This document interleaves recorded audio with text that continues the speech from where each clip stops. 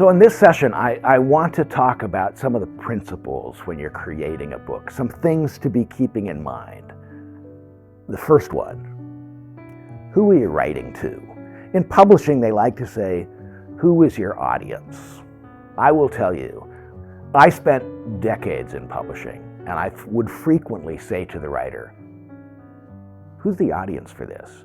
Because from a publisher's perspective, if there's no audience for a book, they've got nobody to sell it to.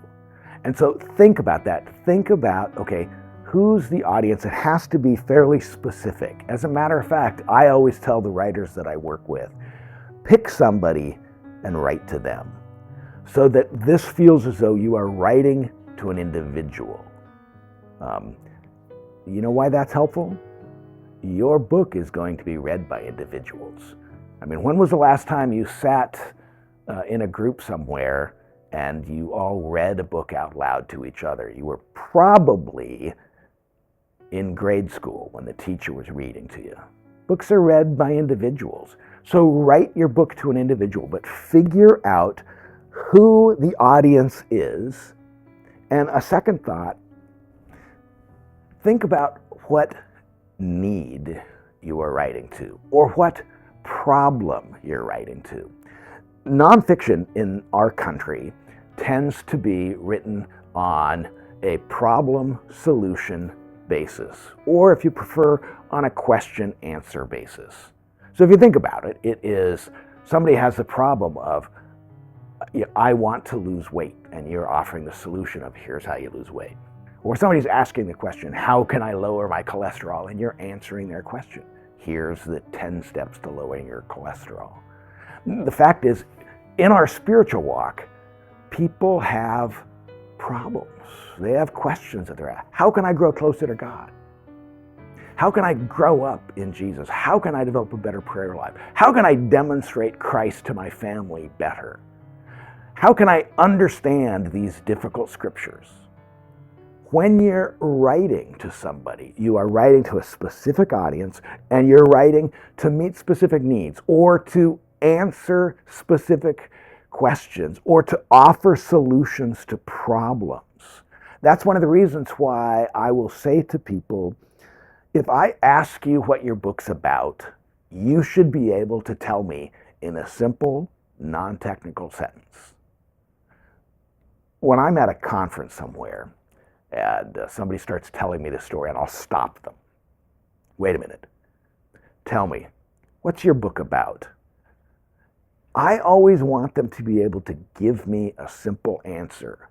Because if they do this, well, there's this guy. That's about the time where I end the conversation.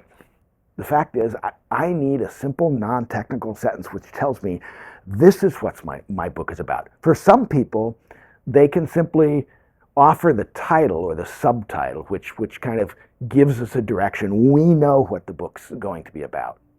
But once you know who you're writing to, and you know what need you're writing towards, or what problem you're offering a solution to, what question you're answering, then you can start to really focus your writing. And you may decide there's certain things that I need to do, certain research I need to do.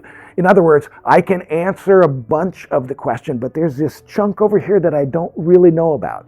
That's fine. Nobody expects you to be the answer person.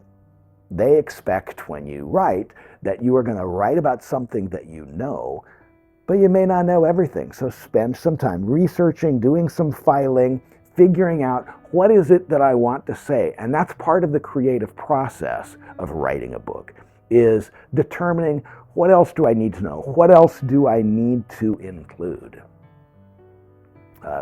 Third thought here for you is that one of the things that a lot of writers find helpful is what's called a brain dump. And a brain dump is simply this. I'm going to sit down with either a piece of paper and a pen or in front of my computer, and I am going to put everything I know about the topic down in one document. I'm going to list all the stories that I tell on this. I'm going to talk about all the important points I have. I'm going to dump everything I know, every random thought. I'm not going to worry about organization yet. I'm going to dump it all down there. So I know then I've got all the key information.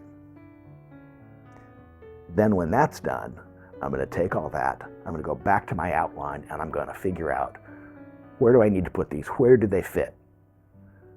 Where do I take? I've got this great story. Where does it fit here in my book? I've got these points. How do I prioritize them? How do I organize them? Because that's what exploding an outline is like. You create the outline, you know what you want to say, then you figure out who it's to, you figure out what the problem is that you're facing, you dump the information, and then you really start to organize it. And that's one of the reasons I want to suggest to you, number 4, make sure you talk out loud about your topic. Make sure you talk out loud.